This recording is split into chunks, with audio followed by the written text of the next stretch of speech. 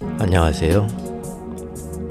알찬 방송 그리고 밝은 방송 여러분과 함께하는 최후의 오크의 경제 이야기입니다.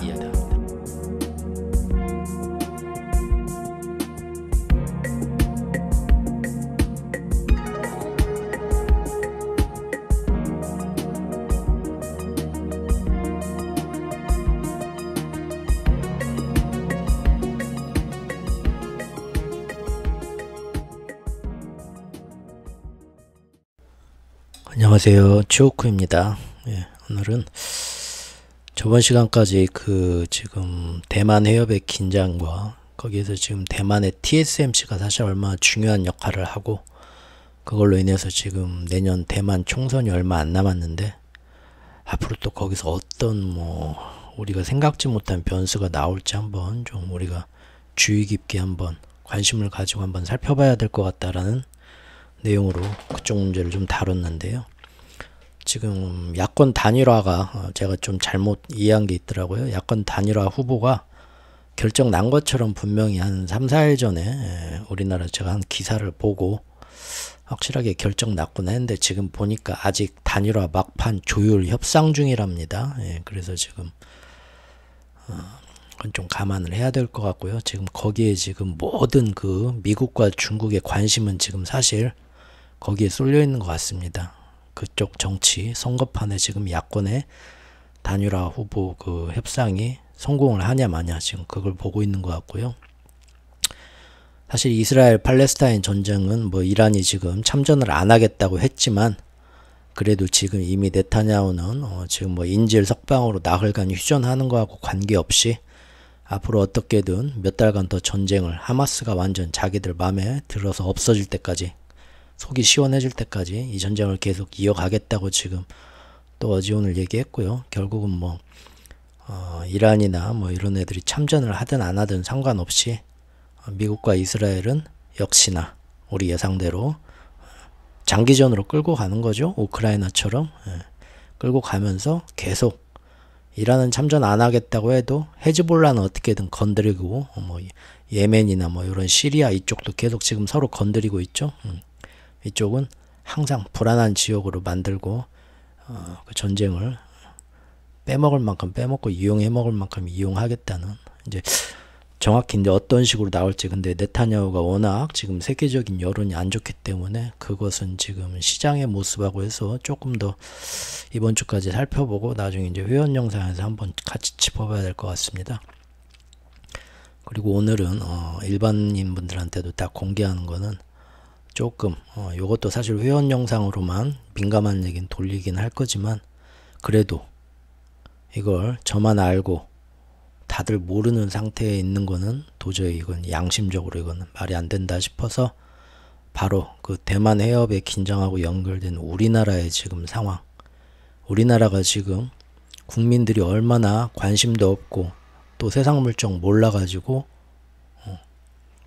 잘 모르는 사이에 제가 금년 초부터 작년 말부터 그렇게 금년에는 영상까지 몇 개 만들면서 한반도가 화약고가 될 세계 최고의 화약고가 될 위험이 지금 이런 식으로 가면은 결국 그렇게 된다 우려했던 것이 지금 얼마나 진행되고 있고 얼마나 심각한 상황인가를 한번 어디에서도 제대로 짚어내지 않는 얘기인데 사실은 우리의 목숨과 우리의 안위와 우리 가족 모든 우리 인생의 평안이 지금 걸린 문제인데 너무 모르고 있습니다. 너무 지금 잘못된 언론에 속고 있고 그래서 제가 아는 바를 한번 오늘부터 좀 한국 시리즈로 한 두세 번 일반인들한테 저 멤버십 회원이 아닌 분들한테도 조금 할 얘기는 하고요. 그리고 이제 내년 총선까지 연결해서 정말로 실제 한반도에 어떤 전쟁이 발생할 위험은 어디까지 치솟아있는가 그거는 조금 어떻게 보면 사회 불안을 괜히 야기시키는 그런 안 좋은 얘기일 수도 있으니까 그것만 나중에 이제 끝에 가서 회원 영상으로 돌려서 한번 시리즈로 한번 또 해보려고 합니다. 오늘 하는 얘기 조금 제가 좀 거침없이 쓴소리도 할 겁니다. 왜냐하면 제가 얼마 전부터 팔레스타인 영상을 자꾸 올리고 이스라엘 영상 올리고 하면서 누구 한 분도 댓글로 그런 얘기를 해주셨는데 알고리즘이 지금 전혀 노출이 안 되고 있는 걸 저도 느낍니다. 예전에는 이렇게 영상을 올리면 구독자가 한 명이라도 늘긴 했거든요. 근데 얼마 전부터는 제가 팔레스타인 영상부터 해가지고 조금만 이스라엘 팔레스타인 전쟁에 대한 얘기가 조금만 나와도 이제는 바로 광고 제한이 붙고 노란 딱지가 붙고 바로 AI에서 굉장히 민감하게 검토하기 시작하더라고요. 처음 전쟁 초기에는 안 그랬거든요. 근데 지금 보니까 가자지구에 이제 지상전 들어가면서부터 이렇게 굉장히 민감해지네요. 그래서 광고 제한만 붙는 게 아니라 그 이후로 갑자기 지금 한 열흘 전부터 구독자가 한 명도 안 늡니다. 보통 아무리 그런 얘기도 흥미로라도 호기심이라도 이 양반 뭐 하는 거지 하고 이제 구독 눌러놓고 나중에 와서 살펴보고 별거 아니네 하고 빠져나가더라도 한두 명, 두세 명, 세네 명은 반드시 그렇게 지금까지 그런 적이 없는데 유튜브 시작하면서 지금 그때 이후로 굉장히 그 광고 정책이 민감해지면서 또 아예 노출도 안 시켜주는 그런 거를 저도 확실히 지금 느끼고 있습니다. 그리고서 이런 얘기 어차피 뭐 새로운 잘 저를 몰랐던 사람한테도 노출이 잘 안 되는 거라면 기존에 알던 분들하고 계속 접촉해 간 거라면 저도 이제 괜히 점전 안 빼고 할 얘기는 좀 쓴소리지만 해야겠습니다. 왜냐하면 지금 더 이상 사정 봐주고 점잠 빼고 할 상황이 아니에요. 저는 사실 제가 나이만 많고 나이가 젊고 기회만 있다면 외국으로 이민 갔을 겁니다. 지금 근데 제 나이가 어디 외국에서 이민 받아주는 나이도 아니고요. 이제 그러긴 한데 그 정도로 지금 굉장히 지금 안 좋게 보고 있습니다. 뭘 안 좋게 보는지 한번 같이 보시죠. 오늘 첫 번째 시간에는 저는 여름에 8월 말에 우리가 캠프 데이비드 정상회담이 있었죠. 미국의 캠프 데이비드라고 저 산속에 있는 아주 그 미국 대통령이었던 휴양시설 같은 데인데 거기서 예전부터 중요한 일이 있을 때 영국의 처칠이나 세계 정상들을 모여서 거기서 속 깊은 얘기들을 하면서 국제정세에서 큰 분기점이 될 어떤 결정들을 같이 내리고 협약을 맺었던 데죠. 상당히 그런 의미 있는 자리인데 거기에 우리나라 대통령을 불렀습니다. 우리가 국뽕 관점에서 보면 굉장히 가슴이 부풀어 오르면서 자긍심을 느낄 수 있는 그 예전에 굉장히 그 국가 원수들 좀 미국하고 굉장히 가깝고 뭔가 자기들끼리 그런 가까운 애들끼리 딱 모여가지고 불러가지고 은밀한 얘기를 했던 그런 중요한 장소인데 거기에 우리나라 대통령을 불렀네. 아주 국격이 상승한 것처럼 그 당시 언론에서도 굉장히 좋게 포장했고요. 거기에 또 일본 정상 기시다도 불렀죠. 그래서 한미일 3국이 그 정상이 거기서 모인 겁니다. 다들 거기서 이제 굉장히 3국 관계가 끈끈해졌다.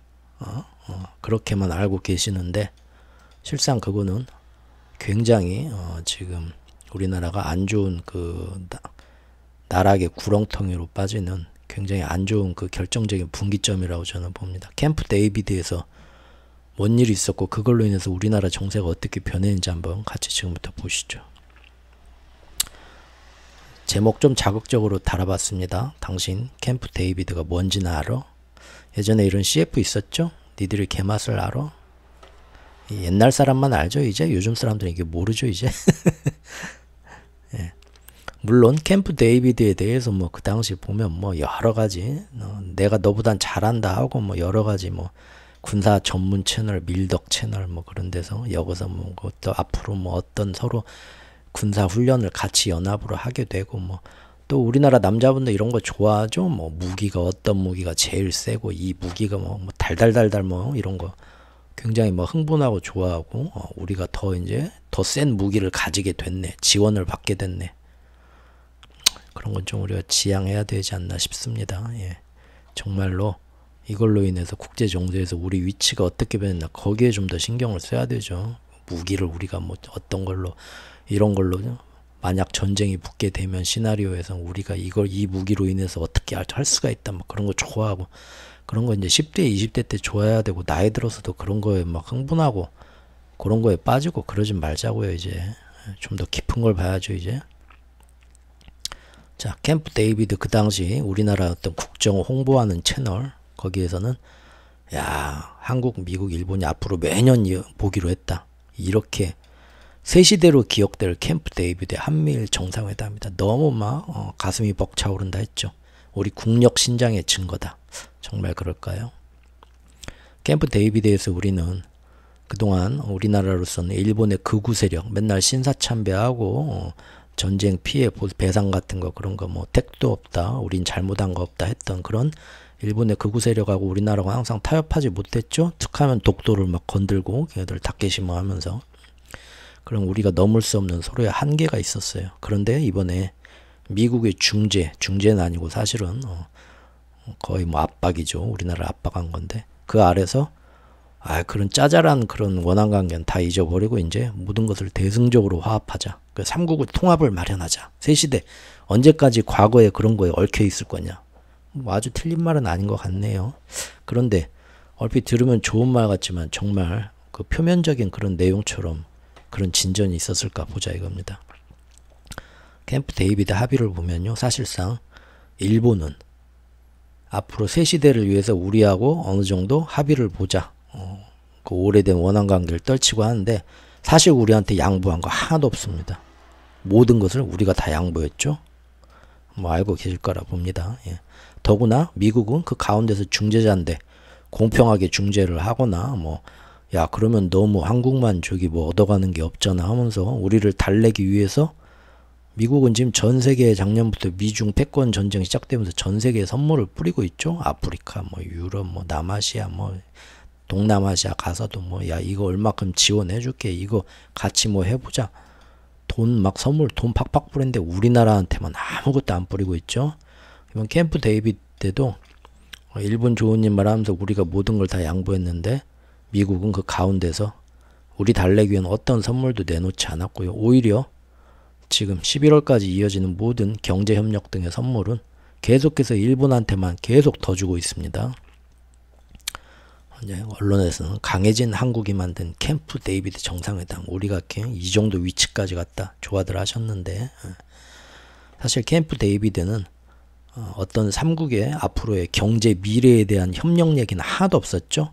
오직 그저 앞으로 대만을 사이에 두고서 중국과 대응하게 될 때 미국은 태평양 건너 멀리 와야 되는데 멀리 떨어진 미국 대신 우리나라와 우리나라에 있는 주한미군 원래 주한미군은 한반도 전체의 어떤 작전에만 관여하기로 된 거죠. 근데 이번에 대만에서 뭔 일이 일어난다? 그러면은 주한미군이 같이 움직여서 대만에 대응하겠다. 센카쿠 열도에. 그것도 이제 그런 식으로 바꿔놨죠. 그러면서 주한미군만 가는 거였는데 이번 캠프 데이비드 때문에 이제 우리나라도 가게 됐습니다. 미국이 야 대만에 뭔 일 생겼대. 전화 딱 때리는 겁니다. 새벽에. 지금 가고 있는데 우리 도착하려면 한 12시간 걸리거든. 그 전에 이제 너하고 일본이 먼저 가서 알았지? 해놔. 미국과 중국의 갈등인데 우리가 같이 가게 된다는 겁니다. 결국은 그 앞에서 그 맨 앞에서 최전선의 땅개가 된 거죠.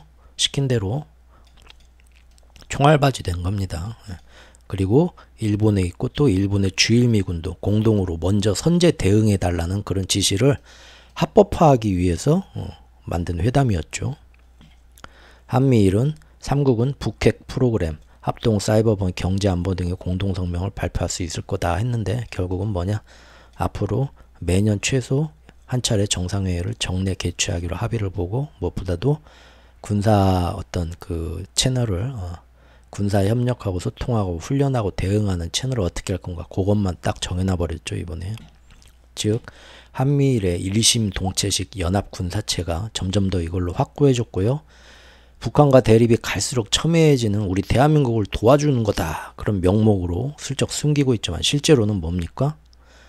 미국과 유럽이 앞으로 아시아에서 중국 등을 견제하는데 너무 멀잖아요. 미국하고 유럽이 여기까지 오려면. 그래서 우리를 일본하고 함께 주도적인 꼭두각시로 이용해 먹으려는 움직임이 앞으로 본격화될 거다. 개인적으로 제가 작년부터 블로그에 글을 올리면서 우려했던 일이 이제 1년이 훨씬 넘게 지났는데 실제로 이번 캠프 데이비드 8월 달에 있었던 캠프 데이비드 회담을 근거로 해서 우리가 한미일이 연합 공조해서 북한의 어떤 위험에 같이 대응해준다. 처음에는 그랬죠. 그런 군사력에 우리가 도움을 받는 연합체가 되는데 가는 게 있으면 뭐 오는 게 있어야죠. 그 대가로 우리가 해주는 건 뭐냐.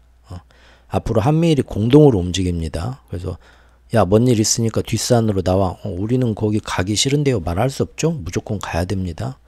군사작전에서 우리 군대의 독립적 주도적 역할을 빼앗겼고요. 남의 패싸움에 땅깨나 소모품 형식으로 휘둘리지 않을까 걱정했는데 이제 거의 90% 완성된 것 같습니다. 지금까지. 남의 패싸움은 어디 얘기합니까? 대만 해협 문제 얘기하는 겁니다. 대만 해협 문제 딱 뭔 일 터지게 되면 한미일 3국이 같이 움직이는 거죠. 그러면서 한때는 외교적으로 미국과 대등한 위치에서 협상을 걸면서 우리가 한때 그런 적도 있었습니다. 몇 년 전에는. 그리고 일본보다 더 이렇게 얘기하면 또 뭐, 야, 너 뭐, 문재인이냐, 윤석열이냐. 아유, 정말 우리나라 이 얘기하기가 너무 사람들의 정말 큰일 나. 이 병들이 있어요. 우리나라 병이 있어갖고 이념병이 있어서 나라를 위해서 어떤 얘기를 허심탄회하게 같이 뭐 얘기하기 힘들어요. 그냥 색깔론부터 들고 나오고 아주 이건 우리가 이제 그 대가를 받겠죠. 온 국민이 다 같이. 예.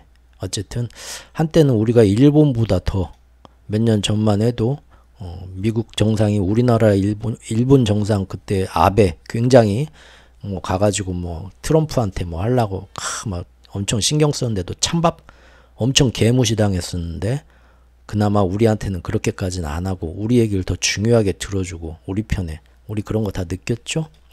그랬었는데 이제 이렇게 국제 정세와 변해가는 경제 사정, 외교 등의 가장 중요한 지금 변환점에서 분기점, 변곡점에서 외교 잘해야 된다. 작년부터 저는 걱정했는데 까막눈식으로 1, 2년을 굉장히 허비했다. 얘기 말씀드렸었죠, 여러 번. 근데 그 사이에 급격하게 변해버렸습니다. 개인이든 나라든 시기적으로 아주 인생에 중요한 타이밍이 있습니다. 그때 준비된 사람은 그 기회를 잡는 거고요.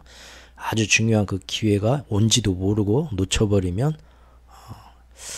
그냥 큰 어떤 변곡점이 생기죠. 그래서 평소에 큰 흐름을 평소에 잘 자기하고 관계없는 것 같아도 세상이 어떻게 변하는가 큰 흐름을 짚어나가고는 있어야 됩니다. 대충은. 그런 거 없이 계획 없이 휘둘리면서 나만 잘하면 되겠지 그런 생각을 하는데 절대 인생이 그러지 않죠. 국가도 마찬가지입니다. 우리 국민들은 지금 보면 매번 북한이 쏘아올린 미사일들 보고 분개하죠. 화가 나고 그러면서 우리 역시도 저놈들 코를 납작하게 해줘야 된다. 맨날 언론이 그렇게 선동하면 우리도 같이 막 흥분하죠. 근데 이것은 그야말로 우리를 둘러싼 외세들 입장에서는 우리를 이용해 먹고 자신들 입속을 챙기는데 가장 편리한 상황만 만들어줄 뿐입니다. 그렇죠? 예. 우리 국민들이 똑똑해가지고 야 잠깐만 이거 이 상황이 화가 나긴 하는데 가만 보니까 니들이 자꾸 옆에서 펌프질하면서 니들은 이런 거 우리한테 얻어가려고 하네. 우리가 야 예전에 그렇게 그 구한말 때 말이야 그런 식으로 청나라도 그러고 우리나라도 그렇게 휘둘리면서 기관산업 다 뺏기고 휘둘리기만 했는데 우리가 또 당할 줄 알고 도와주는 건 좋은데 잠깐만 우리가 주체적으로 이렇게 나가야 되는데 그런 거 지금 그런 거 보는 국민들 있나요? 지금 국민들 다들 지금 바쁘죠.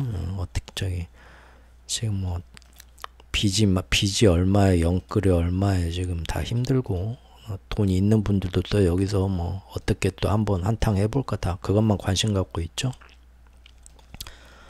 실제로 이번 캠프 데이비드 이후로 가장 큰 이득을 본 나라는 우리가 아니고요. 우리는 이렇게 가슴이 빵빵해지면서 가슴 사이즈만 좀 커지고 기분만 좀 좋아진 거지 실제적인 이득은 하나도 없고요.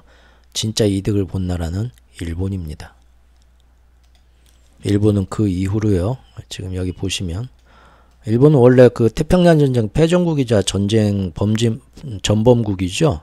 그래서 그 나라의 그 지금 군대를 가질 수도 없어갖고 자위대라고 뭐 좀 다른 길을 갖고 있고요. 그런데 지금 뭡니까? 캠프 데이비드 때 이제 아시아에서 중국, 북한 등에 맞서갖고 미국하고 동등한 위치에서 3개국이 같이 군사적으로 움직이기로 했거든요. 그러면은 얘네도 자위대가 아니라 미국 군대나 한국 군대처럼 똑같은 권한을 가지고 똑같은 행동을 할 수 있는 그런 거를 얘도 만들어줘야 이제 그게 가능할 거 아닙니까? 즉 자위대 위치를 승격시켜 준 거예요.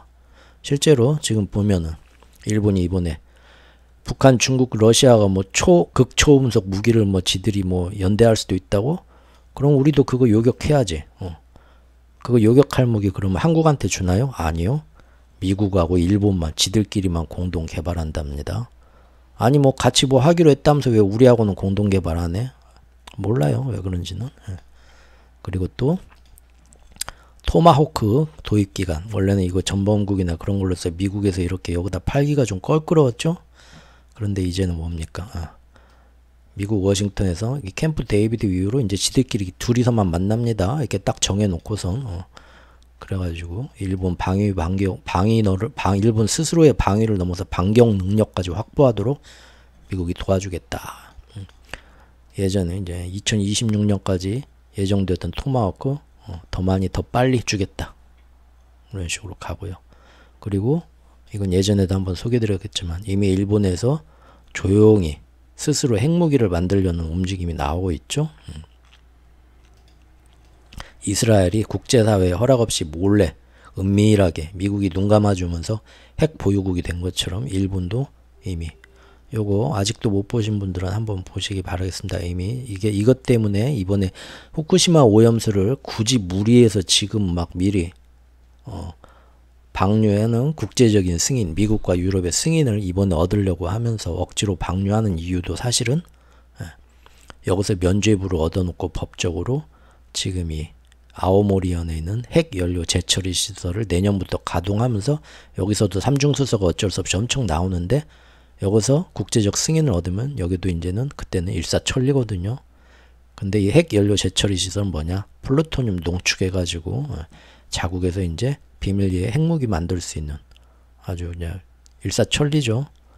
이미 사실 그걸로 인해서 이번에 IAEA가 와가지고 삼중수소 후쿠시마 오염수 거기에 대해서 사찰을 하면서 어떤 면죄부를 딱 주고 갔다는 겁니다. 이거. 여기에 대해서 그나마 좀 아는 사람들이 우리 정부한테도 이거를 질문을 했죠. 가만히 보니까 후쿠시마 오염수 방류로 허락받게 되면은 앞으로 일본이 이런 식으로 우라늄 농축, 플루토늄 농축해가지고 스스로 핵무기 개발에 들어갈 수가 있는데 핵 재처리 시설을 갖고 있는 나라는 지금 전 세계적으로 핵무기를 갖고 있다고 인정받는 프랑스, 러시아, 중국, 북한 등이고요. 그 다음에 일본이 이렇게 되면 전 세계 8번째로 IAEA는 이런 게 있다면 엄격하게 관리해야 되거든요. 근데 삼중수소가 이미 후쿠시마 오염수 때문에 툴툴 나오고 있다. 거기에. 그럼 뭐 여기서 나와도 뭐 관리할 이유가 없죠. 핵 사찰 들어가자 할 이유도 없고요. 면죄부가 돼버리는 겁니다. 당연히 여기서도 방사성 폐기물 엄청 이제 나올 거고요. 근데 우리 정부한테 물어보니까 그것까지는 우리가 알 수 없다. 왜 우리한테 그런 걸 물어보냐 이런 식으로 얘기했다고 하죠. 정보도 없고 대책도 없다 우리는. 자, 일본은 캠프 데이비드 이후로 이처럼 더욱더 노골적으로 자국의 군사력을 미국 도움을 받고 미국이 눈 감아주면서 핵무기 개발까지 점점 강화할 수 있는 길을 완벽하게 터놨습니다. 그게 이제 우리 한국이 그건 아니지 하고 태클 걸 수도 있었는데 캠프 데이비드 가서 삼국이 동등한 위치에서 군사적으로 협력합시다. 길을 만들어 놓으면서 일본이 그런 일을 할 수 있고 자위대가 그런 자격이 되도록 우리가 사실은 승인해 준 겁니다. 사실상 2차 대전 패전국이자 전범국으로서 아시아 일대에 지금까지 제대로 된 피해 보상과 전쟁 범죄 인정 등에 안 하고 있었죠. 위안부는 뭐 자원했다부터 해가지고 미해결 문제가 아직 많이 남아 있었죠. 그래서 일본이 뭐 감히 꿈에서나 뭐 자기들 군사력을 강화하고 자위대를 뭐 다른 나라 군대처럼 해외 파병도 가능한 그런 군대로 변화시킨다? 이거는 사실 2년 전만 해도 이런 얘기가 나왔다고 생각해 보십시오. 불가능에 가까운 얘기죠. 절대 세상이 그렇게 될 일, 다들 그렇게 생각하셨지만 1년 만에 돼버렸죠, 지금. 왜냐하면 그 중에서 가장 반대하고 나라를 세우고 목청을 높여야 될 가장 껄끄러운 한국이 아시아에서 제일 여기서 이제 전쟁 피해받은 나라 중에 제일 경제력도 높고 가장 선진국이고 또 가장 많은 피해를 옆에서 봤던 한국이 주도적으로 그런 얘기를 해줘야 되는데, 아시아를 대표해서 이렇게 미국의 압박 아래서 캠프 데이비드에서 같이 군사 단일체로 협력하고 움직이기로 해버렸으니까 사실상 한국이 앞으로 그러한 일본 자유대의 움직임을 용서하고 승인해줬기 때문입니다. 그 이후로 이제 굉장히 노골적이 됐죠. 8월 이후로는 일본 자유대가 이제 슬금슬금 해외로 호주의 전투기 순회 배치 검토, 요새 오커스 모임에 지금 자기들도 들어가서 뭐 조커스 모임이 되자 뭐 그런 얘기까지 하고 있죠. 세상이 이렇게 금방 변합니다. 우리가 이제 모르고 당하는 순간. 근데 뭐 이건 제 생각이고, 이게 좋은 방향이다 하고 잘 됐다라고 생각하시는 대한민국 국민이 더 많으면 제가 잘못된 거죠. 그럼 뭐 인정해야죠. 예. 여기에 요새 남중국해 동남아시아 국가들도 사실은 이런 일본의 이런 움직임이 무슨 말도 안 되는 움직임이냐 해야 되지만, 현재 남중국해는 또 거기서는 중국하고 영토 분쟁, 구단선이라고 하죠. 그 문제로 이제 특히 필리핀 같은 나라 엄청나게 중국하고 대치 중이죠. 그러니까 그들 역시도 미국이 와서 같이 좀 싸워줘야 됩니다. 미국 눈치를 보니까 함부로 이 일본의 군사력체, 무장 이런 거에 대해서 목소리 못 내죠. 왜냐하면 미국이 딱 뒤에서 버티고 있다는 걸 아니까요. 결국 일본은 작년부터 제가 지적했었죠. 작년 4월부터 미국의 기축통합 패권전쟁 시즌2에 자기 한 몸 경제 희생해가면서 적극 동참해준다. 그리고 대가로 뭘 받을까 했는데, 제가 그때부터 차세대 첨단 산업, 첨단 반도체 산업, 핵융합, 인공지능, 양자 컴퓨터 다 앞으로 우리한테, 대한민국한테 4차 산업에 져가지고 지는 해로 몰락하고 있던 일본이 미국과 영국의 지원을 받으면서 새로운 첨단 산업의 파트너가 돼서 아시아에서 다시 대한민국을 다시 밟고 올라와서 새로운 경제대국이 되는 것, 첫 번째. 두 번째는 다시 강력한 군사대국이 돼서 전범국이라는 그런 비난을 뛰어넘어서 군사 강국이 되는 야심. 두 가지 다 했는데, 드디어 지금 1년 넘어서 지금 뭐 거의 1년 6개월 지났죠. 이제는 아무도 여기에 대해서 뭐 반론 못 하실 겁니다. 제대로 뉴스를 보고 계신 분이라면. 둘 다 크게 보상받고 있죠. 이처럼 미국이 뒤에서 버티고 서가지고 모든 걸 다 눈 감아주고 지원해주는데, 이제 껄끄러웠던 그나마 한국마저도 캠프 데이비드를 기해서 모든 걸 그들의 뜻대로 따라주겠다고 합의를 해준 셈이니까 일본으로서는 이제 더 이상 예전처럼 눈치 보거나 거칠 것이 하나도 없죠. 작년 그 11월인가 12월 기시다를 백악관으로 불러서 미국과 일본이 정상회담 하면서 미국이 확실하게 모든 거에 대해서 일본 편 들어주겠다 했고요. 그리고 이제는 우리나라 불러다가 맨날 정신교육 시키면서 사이좋게 지내야지 하다면서 결국 우리나라도 굴복해서 그로부터 8개월 뒤인 금년 8월에 캠프 데이비드에 불려가서 야 여기 아무나 부르는 데 아니야. 아유 형님 고마워요. 가가지고 사실 제대로 된 진짜 선물 아무것도 못 받고요. 좋은 공기 마시면서 뭐 햄버거 하나 먹고 왔겠죠.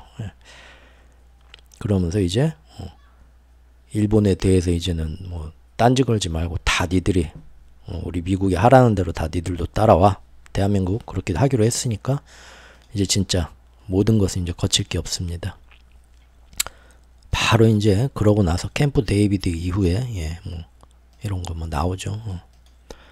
미국 국방부가 앞으로 우리 동해 바다에서 한미일 3국이 군사훈련 하는데 작전 지도에서 동해가 아니라 일본해, 독도가 아니라 다케시마 그런 거 괜히 이제 태클 걸지 마. 일본이 하잔 대로 해. 바로 미국이 돌변했죠. 왜 돌변했냐고 했냐면 예전에는 미국과 한국 사이에서 중간에서 우리 서로 국가 간의 어떤 그런 역사 문제를 알기 때문에 미국이 일본의 동해 표기 명칭을 번갈아 쓰면서 중립적인 입장을 그나마 취해 왔었습니다. 그런데 이제는 거칠 게 없죠. 그냥 대놓고 일본해로 정해놓는 겁니다. 삼국이 군사훈련 할 때 동해라고 안 씁니다. 미국마저도 훈련하겠다. 다케시마. 이거 우리 군이 대통령이 저기 뭐 이러면 안 된다 한 것도 아니고요. 우리 군대에서 화가 나서 수정해달라고 요청했었답니다. 훈련 때. 바로 묵살당했다고 하고요. 미국이 직접 백악관이 나서서 뭔 소리냐 공식 표기 맞다 했다는 거죠. 이렇게 되고 있습니다. 뭐 미국이 작년 말부터 공들여서 금년 여름까지 한미일 3국의 연합 군사 체제를 완성시킨 건요. 순전히 뭡니까? 우리나라 도와주려고 한 게 아니라 대만에 저번 영상까지 우리가 살펴봤던 대만의 TSMC를 둘러싸서 미중 패권 싸움이 있는데 거기에서 이쪽에 자신들의 꼭두각시 하위 부대로서 언제든지 끌고 자기들 쌈판에 뒷산으로 다 나와. 저기 중국하고 한판 형님들 다 모였으니까 그러면 우리도 나가야 된다 이겁니다. 그 하위 부대로서 일본과 한국을 편하게 이용해 먹기 위한 이런 작전이죠. 물론 일본은 작년 4월부터 이 모든 걸 알고 전적으로 그러기로 따라 주었고요. 덕분에 지금까지 많은 선물을 받아왔죠. 한 번 더 볼까요? 이미 라피더스 연합체에서 미국하고 엄청나게 협력하기로 한 건 다 아실 거고, TSMC 공장도 미국뿐만 아니라 그냥 공장이 아니죠. 3나노 이상의 앞으로 최첨단 미래. 지금 3나노 양산 기술을 가진 건 삼성하고 TSMC밖에 없죠. 근데 이거를 일본에서 이제 같이 공장을 만들겠다 이겁니다. 또 앞으로 미국이 삼성과 TSMC 그 반도체 생산 기술을 흡수를 해가지고 자기 나라에서 이제 자기 나라 기업이 이런 중국의 어떤 위험 없이 제대로 생산하게 만들려는 거. 그래서 지금 밀어주는 게 어딥니까? 인텔하고 마이크론이죠. 이 정도는 다 아셔야죠. 인텔, 마이크론. 근데 이놈들이 워낙에 공부 지지리도 못하는 놈들이죠. 일타 강사 붙이고 쪽집게 과외 수업 시켜줘도 삼성, TSMC를 못 따라가는 놈들인데 그래도 될 겁니다. 지금은 굉장히 암울하지만 5년, 10년 뒤엔 될 겁니다. 결국은. 제 친척 중에 강남에서 그런 과외 하시는 분이 있어요. 예전에 제가 몇 년 전에 가서 이제 그런 얘기 했죠. 정말 저기 그 머리가 좀 상당히 나쁜 친구들도 부모님들이 돈이 많아서 그렇게 저기 우리 형님 같은 분이 붙어서 몇 달 동안 과외 해주면 그룹 과외 뭐 1인 과외 그런 거 좀 하셨었거든요. 그러면 서울대 갑니까? 물어봤거든요. 간답니다. 그리고 뭐 시험 잘 봤다. 시험 끝나고 나면 전화 딱 오더라고요. 뭐 대충 뭐 경찰대나 뭐 그런데 뭐 좀 가서 뭐 합격할 것 같다. 뭐 무난히 뭐. 근데 그게 그룹에서 제일 공부 못하고 말 제일 못 알아듣던 애였다고 합니다. 근데도 맨날 붙어서 알아들을 때까지 설명해 주는 거죠. 주워 먹을 때까지 돈 받은 만큼 결국은 된답니다. 사실 뭐 공부 잘하는 게 머리하고는 별로 상관이 없죠. 지금 어떤 지혜를 겨루는 게 아니잖아요. 얼마나 시험을 잘 파악하고 이거 준비 잘하냐의 문제지 뭐 사실 방법의 문제죠. 얼마나 이 사람이 현명하고 똑똑한 사람이냐를 가리는 게 아니죠. 누가 그 방법과 기술, 테크닉 공부해서요 성적 잘 나오는 그거를 누가 빨리 터득하냐인데, 예전에는 뭐 우리 시절만 해도 아이들이 그걸 자기들 머리로 터득해서 조금 그런 차이가 있었지만 지금은 훨씬 더 잘 파악하고 더 방법을 많이 알고 있는 어른 전문가들이 돈 많이 주는 집에 가서 그거를 전수해주고 붙어주니까 되는 거죠. 결국은 이렇게 됩니다. 여기 마이크론 뭐 이런데 지금 보면은 일본하고 자꾸 손잡죠. 국가 이제 미국 정부와 일본 정부가 서로 협력해주고 그 밑에 이제 자기들 반도체 회사들끼리 서로 손잡고 뭐 이거 뭐 1년 동안 다들 보셨을 겁니다. 라피더스 이번에는 또 얼마 전에는 이제 라피더스가 홋카이도뿐만 아니라 미국의 실리콘밸리에다가 이제 연합체 본사를 거기다 두고 구글, 애플 바로 옆에서 또 뭔가를 한답니다. 그래서 구글, 애플 뭐 거기서 이제 한 거를 팹리스 설계한 거 굳이 뭐 저기 뭐 대만하고 삼성한테 넘길 필요 있습니까? 미국 땅에 지어진 그 공장에다 놓고 또 바로 일본 라피더스 연합에도 넣고 앞으로 그럴 거란 거죠.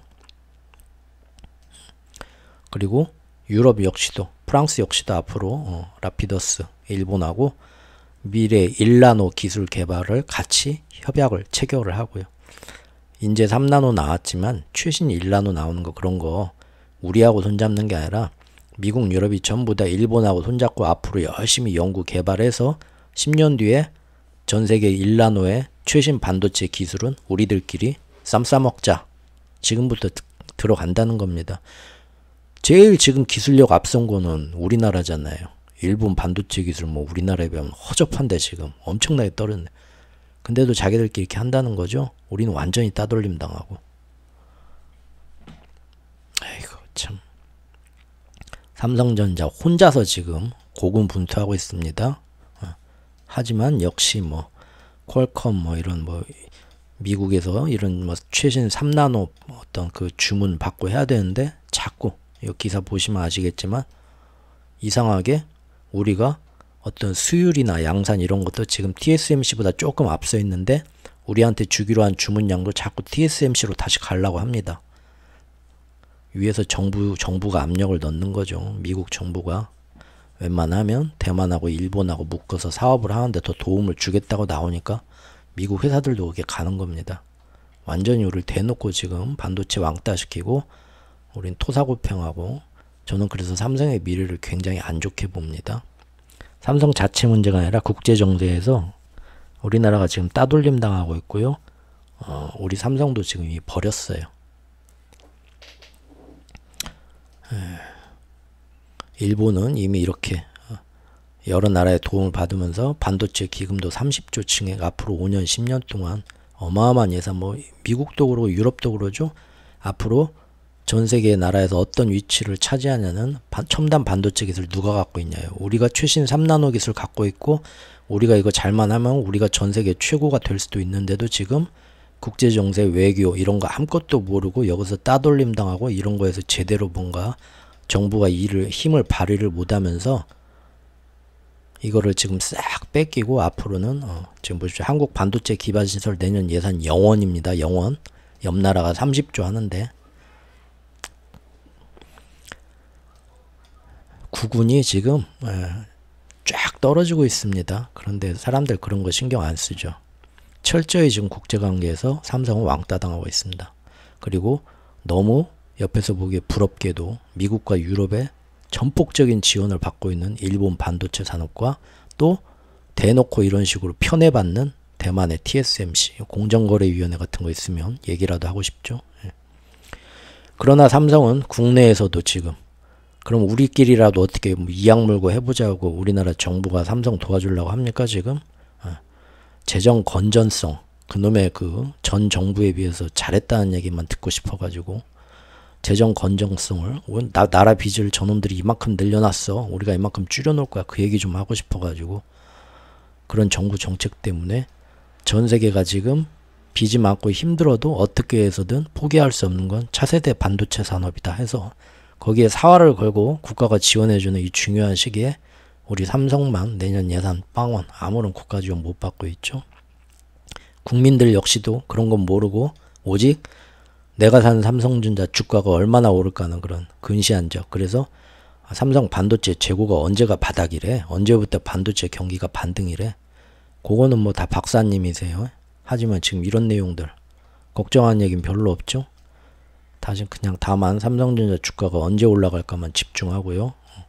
이재용 회장 법정 문제 어떻게 되면 왜 또 삼성 주가 죽이려고 하냐 뭐 그거에만 관심들 가지고 그러죠 지금. 제가 간간히 예전부터 여러 번 얘기했죠.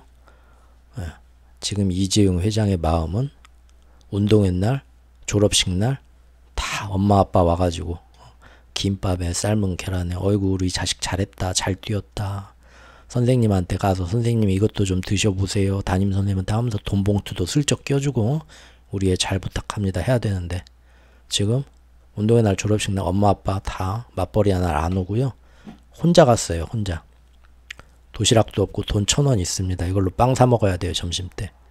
얼마나 지금 천에 고아가 된 심장이겠어요.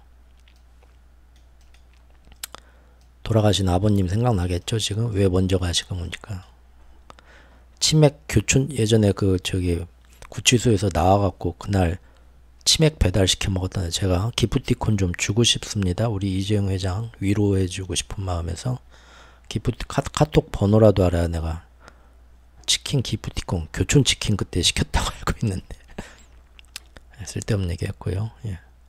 결국은 그 이후로 이제 원전 오염수 방류도 뭐 대놓고 이제 아주 미국과 유럽의 지원하에 빵빵하게, 또 우리나라도 아무 말도 안 하니까 그냥 대놓고 하게 되었죠. 예.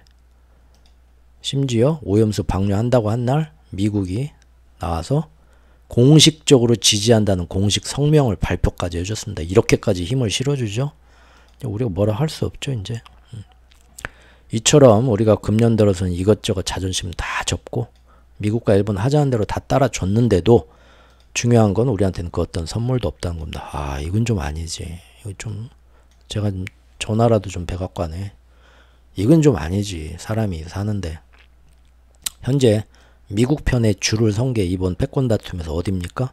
유럽, 영국, 일본, 캐나다, 호주, 대만, 한국입니다. 다 뭐 받았어요. 엄청나게 받고 있어요. 그런데 오직 한국만이 아무런 경제 선물을 달러에서 못 받고 있습니다. 오히려 우리가 그동안 미국에게 더 많은 선물을 줬고요. 앞으로도 안겨줄 예정입니다.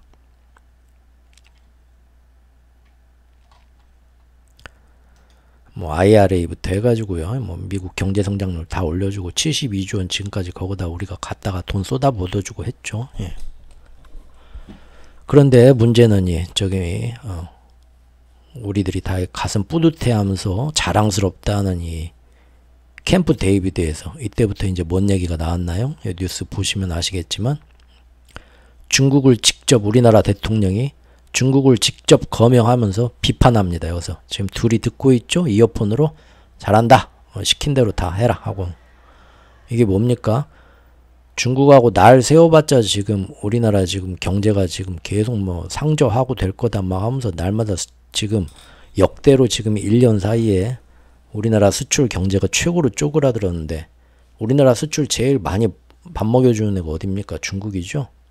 그래서 맘에는 안 들어도 겉으로 괜히 중국 심기 건드리면 우리나라 수출력 다 반토막 나는 거니까 아무리 싫어도 그런 얘기 잘 안 했죠. 근데 그것도 또 그런 말 안 하면 또 친중파라고 몰고 가대요. 요새는 이렇게 나라가 지금 이상하게 병든 때가 없었는데 확실히 국군이 기울어 가려고 하니까 굉장히 지금 힘들어집니다. 어쨌든 이 캠프 데이비드 때부터 대놓고 우리가 사실 뭐 좋아서 했겠어요. 시켰겠죠. 우리 대통령 입장도 좀 이해가 됩니다. 우리 대통령도 바보가 아닌 이상 그 정도는 알겠죠. 마음에 안 들어도 뭐 공식적인 자리에서 중국 니네 참 나쁜 놈이다 이런 얘기 할 필요는 없죠. 우리도 중국하고 좀 어느 정도 경제가 크게 지금 종속되어 있는데 알 겁니다. 근데 얘네가 시켰겠죠. 거기서 좀 틀림없이 그랬을 겁니다. 그래서 이제는 그동안에는 미국하고 일본만 엄청나게 중국에 대해서 비판하고 나를 세웠죠. 근데 이제 너도 한편 됐은 게 이제 너도 좀 해라. 맨날 우리 둘만 하니까 모양이 안 나온다 했겠죠. 사실 이때부터 이 캠프 데이비드 때부터 우리 대통령은 그때부터 갑자기 모든 국제회의 자리에서 가장 앞서서 예전에 미국과 일본인데 이제는 대한민국이 제일 앞자리에서 대놓고 중국과 러시아를 겁없이 비판하기 시작합니다. 그러면 우리한테 그런 거 시켰으면 중국하고 러시아 시장 잃어버린 만큼 니네가 뭐 좀 더 사줘야지. 그런 거 하나도 없죠, 이놈들? 진짜 이거는 대만 문제에 대해서도요. 예전하고 달리 이제는 중국 정부의 심기를 노골적으로 우리가 건드리면서 아주 용감하게 이때부터 행동하기 시작한 겁니다. 그렇죠? 안보리에 가서도 중국 러시아 앞에서 상임이사국 새끼들이 말이야 책임 다 해라 니네 임마 하고 우리가 아주 용감하게 비판했죠. 앞에서. 일면 좀 멋있기도 합니다. 어쨌든 그 결과는 우리가 감수해야죠. 결과는 뭡니까? 하반기 중국에 대한 우리 수출 시장 몇 달 동안 더욱더 극적으로 반토막에 자꾸 쪼그라들고 있죠. 하지만 또 우리나라 국민들이 또 환인사상에 의해서 홍익인간 경제적인 뭐 우리가 국민들이 가난해진다 그런 거보다는 속 시원하게 할 말은 하는 게 낫다고 생각하는 사람이 많은 것 같습니다. 그럼 어쩔 수 없죠. 잘했다고 하면 잘한 거죠. 실제 이날 한미일이 이렇게 캠프 데이비드에서 공동회견을 하고 나서요.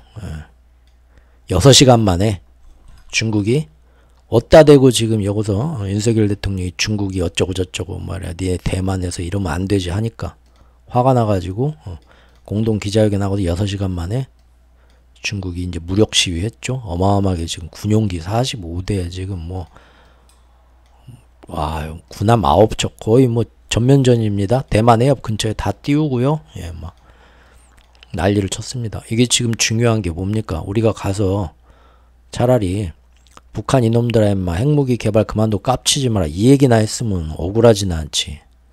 왜 가가지고 지금 미국 중국 패권 갈드는데 우리가 가서 우리한테 아무 소득도 없고 손해만 없는데 가가지고 대신 얘네들의 대리인이 돼가지고 대만에서 중국한테 깝치지 말라고 왜 그런 얘기를 우리가 왜 합니까? 그리고 결국은 앞으로 대만에서 뭐 문제 생기면 우리나라 젊은 군인들 데리고 우리도 같이 끌고 가 대응하겠다는 거죠. 왜 남의 전쟁에 참전하려고 해요? 모르겠네요. 저는 이해가 안 되더라고요.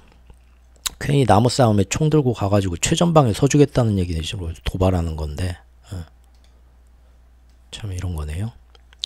앞으로 한미일 3국 연합훈련에서 이제 해마다 계속 지금 이제 캠프 데이비드를 통해서 이제 앞으로 그렇게 하기로 했는데요. 한미 연합훈련이 아니라 이제는 한미일 3국 훈련이 돼버린 거죠. 예.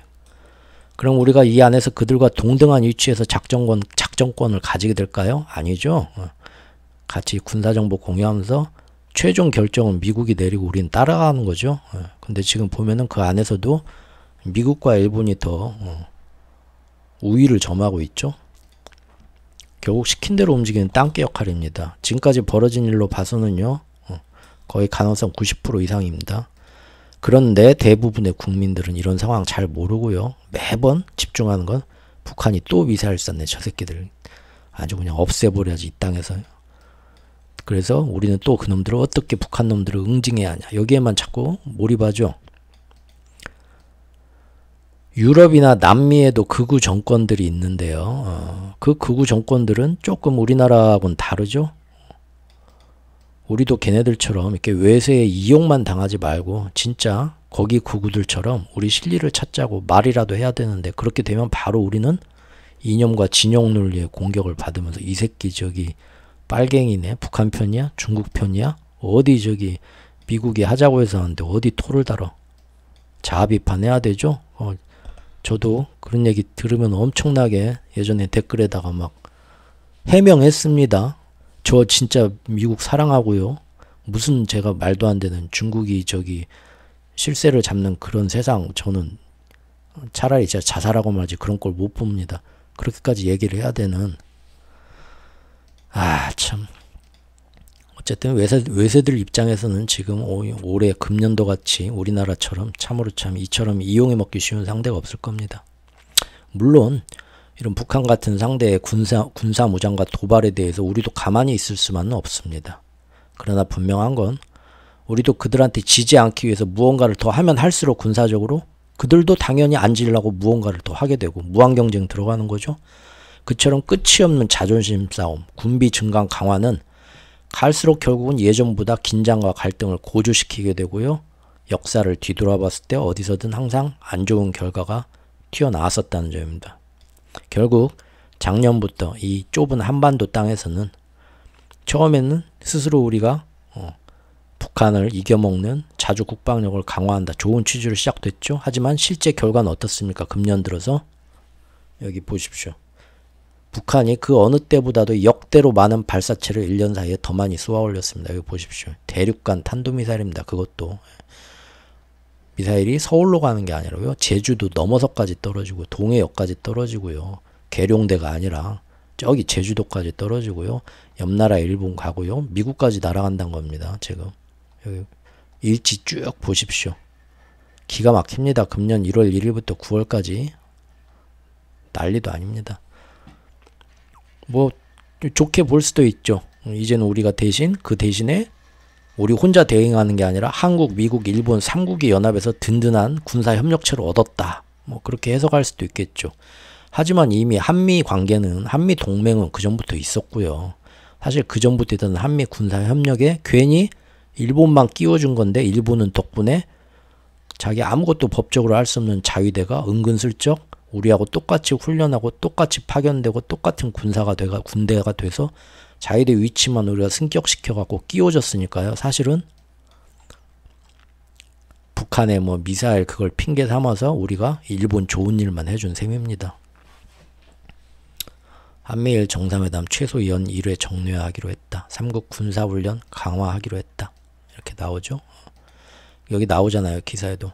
한국과 미국, 일본 그 전에는 이렇게 세 나라가 동시에 실시간 군사정보를 공유하는 채널은 없었다. 그런데 이제 캠프 데이비드를 통해서 앞으로는 미국 인도태평양 사령부 산하의 하와이 연동 통제소가 실시간 경보 정보의 공유 허브를 얘네가 맡아가지고 주한미군과 주일미군 다 연결해가지고 3국이 실시간 정보 공유망을 구축하게 된다.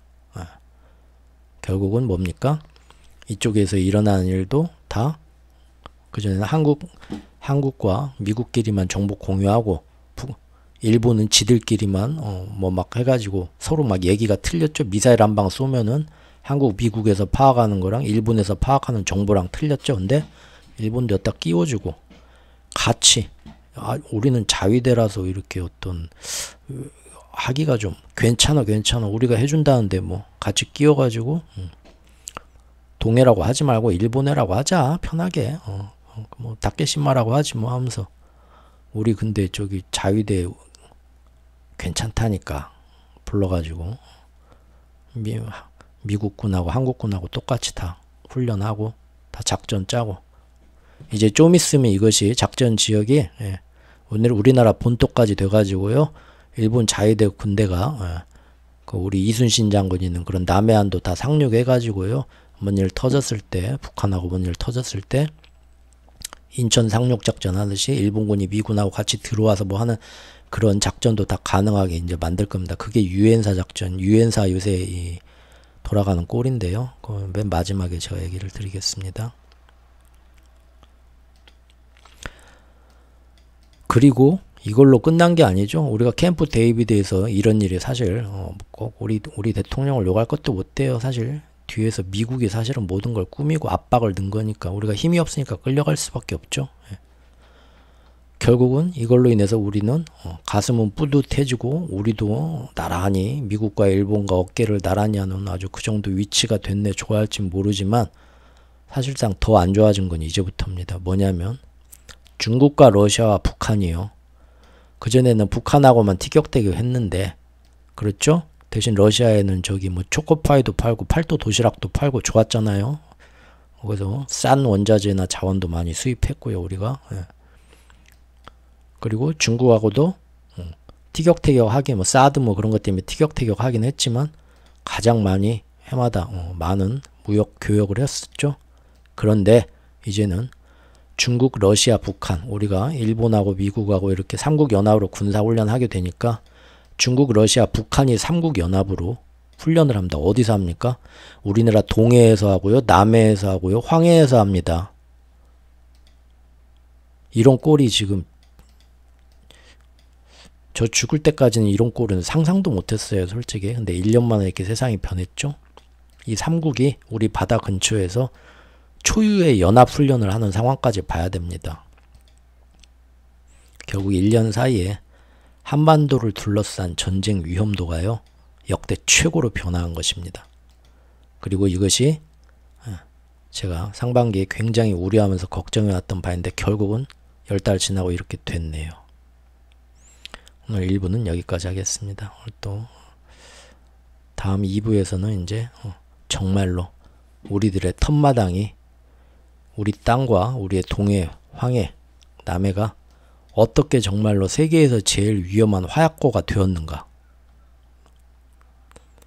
제가 예전에 그런 영상을 7월 달에 만들었었는데 그때는 그때 아마 이거 뭐 보시고 참 이거 오바쟁이 쓸데없는 얘기 하는 유튜브가 동물농장 다 됐어. 개나 소나 다 유튜브 한다고 나가고 참 이런 놈들 나라에서 혹세 무민하는 놈들 잡아가야 되는데 그렇게 나라 걱정하신 분도 아마 있을 거라 봅니다. 그런데 그때 걱정했던 내용이 지금 11월 얼만큼 완성됐는가 진짜 예언처럼 이루어졌는가 다음 시간에 한번 살펴보겠습니다.